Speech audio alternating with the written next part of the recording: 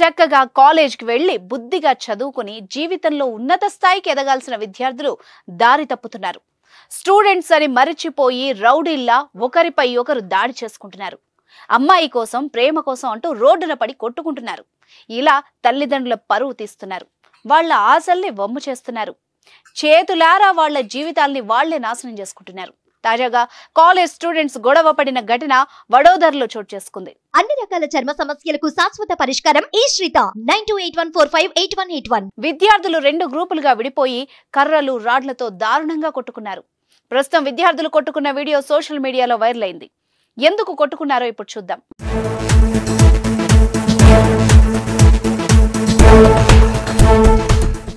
నేటి బాలలే రేపటి పౌరులు అన్నారు పెద్దలు.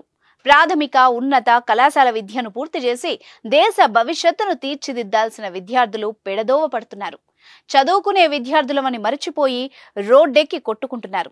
తాజాగా వడోదరలోని పరుల్ యూనివర్సిటీ క్యాంపస్లో హాస్టల్లో ఆఫ్రికన్, గుజరాతీ స్టూడెంట్స్ మధ్య వివాదం చెలరేగింది. దీంతో క్యాంపస్లో గ్రూపులుగా విడిపోయి ఘోరంగా కొట్టుకున్నారు.